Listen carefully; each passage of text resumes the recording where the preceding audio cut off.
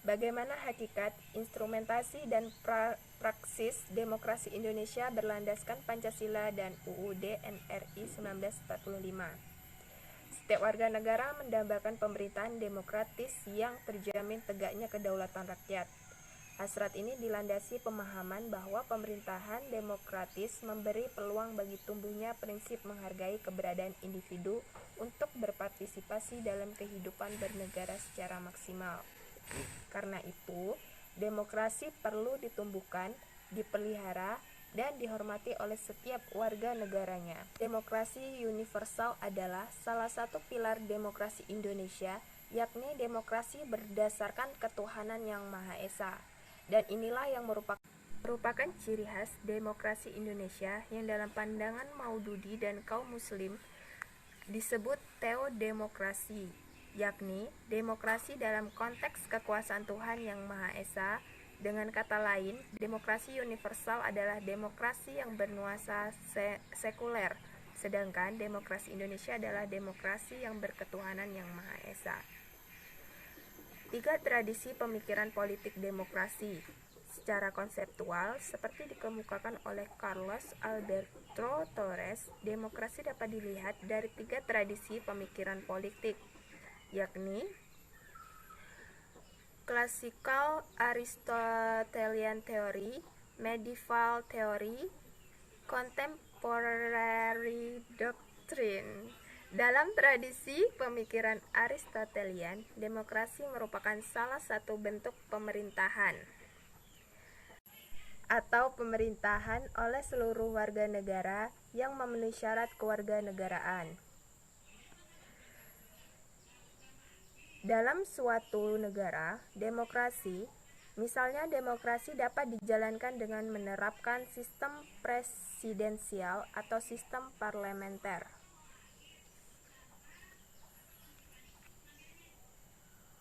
Apa yang dikemukakan oleh Cicet 1999 tersebut melihat demokrasi sebagai konsep yang bersifat multidimensional, yakni secara filosofis, demokrasi sebagai ide, norma, dan prinsip, secara sosiologis sebagai sistem sosial, dan secara psikologis sebagai wawasan, sikap, dan perilaku individu dalam hidup bermasyarakat. Demikianlah beberapa pendapat tentang apa itu demokrasi secara terminologis. Jika demokrasi dipahami sebagai sistem kehidupan kenegaraan seperti definisi pertama, apa saja prinsip atau pilar penyangganya sehingga mencirikan kehidupan bernegara sebagai pemerintahan demokrasi? Sebagai suatu sistem sosial kenegaraan, USIS 1995 mengintisarikan demokrasi sebagai sistem memiliki 11 pilar atau sokoguru, yakni kedaulatan rakyat, pemerintahan berdasarkan persetujuan dari pihak yang diperintah, kekuasaan mayoritas, hak-hak minoritas, jaminan hak-hak asasi manusia, pemilihan yang bebas dan jujur, persamaan di depan hukum, proses hukum yang wajar, pembatasan pemerintah secara konstitusional, pluralisme sosial, ekonomi dan politik, dan nilai-nilai toleransi, pragmatisme, kerjasama, dan mufakat.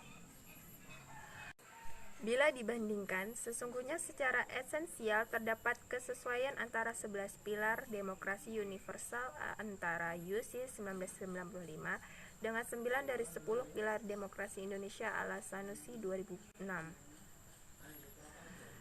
Menelusuri konsep dan urgensi demokrasi yang bersumber dari Pancasila.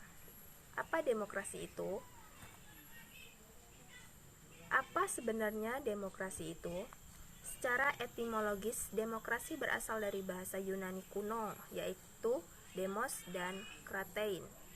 Anda melalui pengetahuan awal di sekolah tentu sudah mengenal kata demokrasi ini. B. Menanyakan alasan mengapa demokrasi dikusulkan oleh Pancasila. Permasalahan yang muncul di berbagai jejaring media sosial adalah 1. Buruknya kinerja lembaga perwakilan dan partai politik. 2. Krisis partisipasi politik rakyat. 3. Munculnya penguasa dalam demokrasi. 4. Demokrasi saat ini sedang menggerakkan bangsa-bangsa. Secara lebih spesifik, Penyebab rendahnya partisipasi politik adalah A. Pendidikan yang rendah menyebabkan masyarakat kurang aktif dalam melakukan partisipasi politik. B. Rendahnya ekonomi masyarakat. C. Politik opel tidak mendapat tempat dari pemerintah. C. Menggali sumber sejarah sosiologis dan politik dalam demokrasi yang bersumber dari Pancasila. Kolektivitas demokrasi Indonesia sudah mendarah daging oleh kehidupan sosial masyarakat. Oleh karena itu, tidak dapat disingkirkan selamanya. Ada 3 sumber yang menjiwai demokrasi di hati bangsa Indonesia.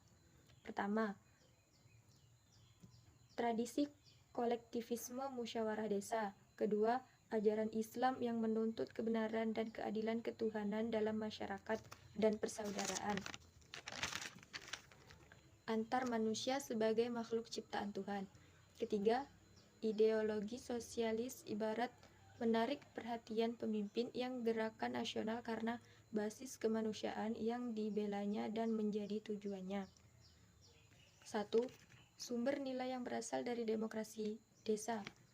Demokrasi yang dirumuskan sebagai pemerintahan rakyat oleh rakyat dan untuk rakyat merupakan fenomena baru bagi Indonesia ketika merdeka. Kerajaan pra-Indonesia adalah kerajaan feodal yang pemerintah oleh raja-raja otokratis, namun nilai-nilai demokrasi sampai batas tertentu telah berkembang dalam budaya Nusantara dan dipraktikkan setidaknya di unit politik terkecil seperti desa di Jawa, negeri di Sumatera Barat, dan Banjar di Bali. 2. Sumber nilai yang berasal dari Islam. Nilai-nilai demokrasi yang bersumber dari Islam berasal dari akar teologisnya. Inti dari keyakinan Islam adalah pengakuan ketuhanan tauhid.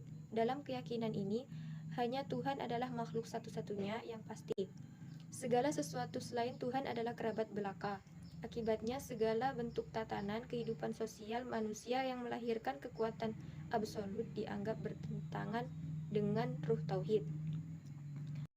3. Sumber nilai yang berasal dari Barat. Masyarakat Barat Eropa memiliki akar demokrasi yang panjang.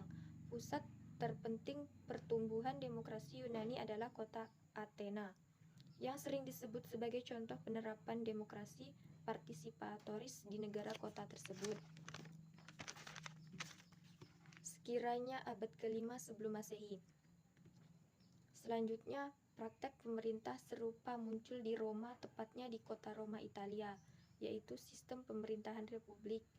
Mode pemerintah demokratis ini model Athena dan Roma, kemudian menyebar ke kota-kota lain sekitarnya seperti Florence dan Venesia. Model demokrasi ini mengalami kemunduran sejak jatuhnya Kekaisaran Romawi sekitar abad ke-5 Masehi. 6 kemudian menghilang di akhir abad pertengahan Eropa.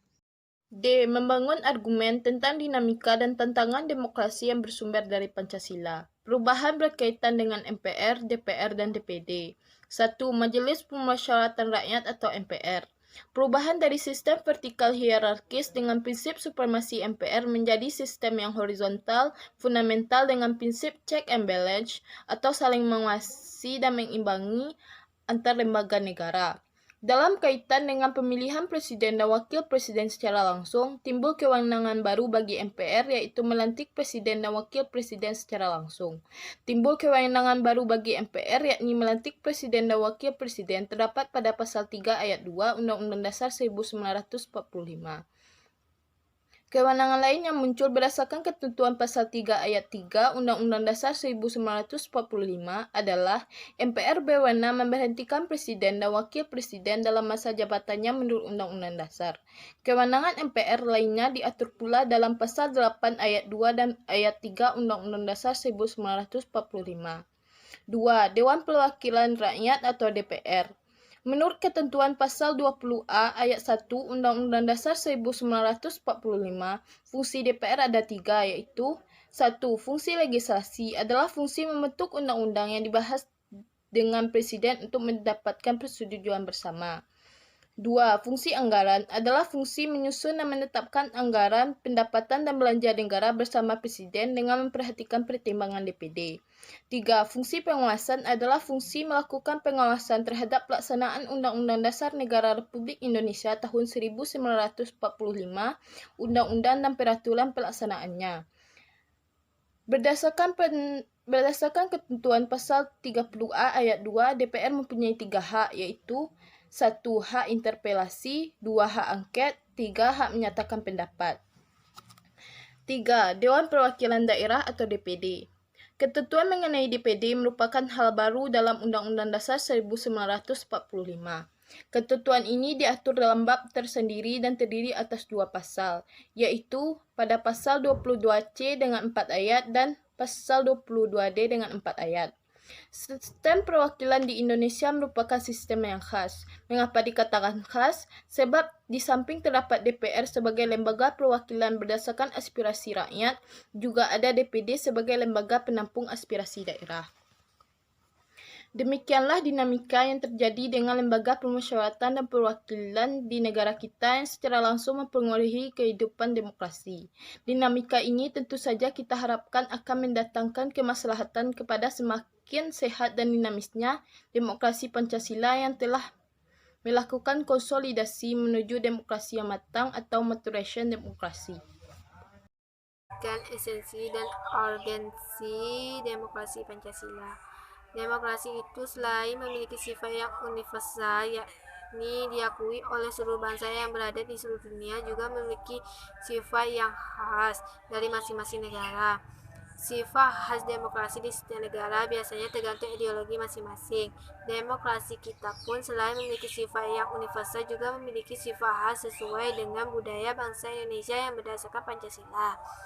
Pada hakikatnya, sebuah negara dapat disebut sebagai negara yang demokratis apabila di dalam pemerintahan tersebut rakyat memiliki kesempatan untuk berpartisipasi dalam pembuatan keputusan, memiliki persamaan di muka hukum, dan memperoleh pendapatan yang layak karena terjadi distribusi pendapatan yang adil, dan ada pula makna dari masing-masing di atas, yaitu berpartisipasi dalam pembuatan keputusan.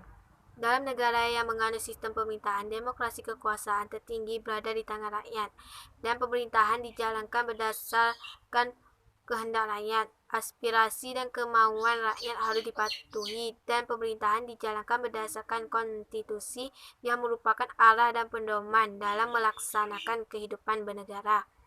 Para pembuat kebijakan memperhatikan seluruh aspirasi rakyat yang berkembang. Kebijakan yang dikeluarkan harus dapat mewakili berbagai keinginan rakyat yang beragam. A. B. Persamaan kedudukan di depan hukum. Seiring dengan adanya tuntutan agar pemerintahan harus berjalan dengan baik dan dapat mengayomi rakyat, dibutuhkan adanya hukum. Hukum itu mengatur bagaimana seharusnya penguasa bertindak, bagaimana hak dan kewajiban dari penguasa dan juga rakyatnya. Semua rakyat memiliki kedudukan yang sama di depan hukum, artinya hukum harus berjalan secara adil dan benar. Hukum tidak boleh dipandang bulu. Siapa saja yang bersalah dihukum sesuai ketentuan yang berlaku. C. Distribusi dapat secara adil. Pendapatan secara adil. Dalam negara demokrasi, semua bidang dijalankan dengan berdasarkan prinsip keadilan bersama dan tidak berat sebelah, termasuk di dalam bidang ekonomi. Semua warga negara berhak memperoleh pendapatan yang layak. Pemerintahan wajib memberi bantuan kepada kafir dan miskin yang berpendapatan rendah. Akhir-akhir ini pemerintahan menjalankan program pemberian bantuan tunai langsung. Hal tersebut dilakukan dalam upaya membantu langsung para fakir miskin. F. Rangkuman demokrasi yang bersumber dari Pancasila. 1. Secara etimologis, demokrasi berasal dari bahasa Yunani yaitu demos, yang berarti rakyat, dan kratos atau kration, yang berarti pemerintahan atau kekuasaan. Jadi, demonstration atau demos kratos berarti pemerintah rakyat atau kekuasaan rakyat. 2. Secara terminologi, banyak pandangan tentang demokrasi, tidak dapat pandangan tunggal. Tentang apa itu demokrasi? Demokrasi dapat dipandang sebagai salah satu bentuk pemerintahan, sebagai sistem politik, dan sebagai pola kehidupan bernegara dengan prinsip-prinsip yang menyertainya. 3. Berdasar ideologinya, demokrasi Indonesia adalah demokrasi yang berdasar Pancasila.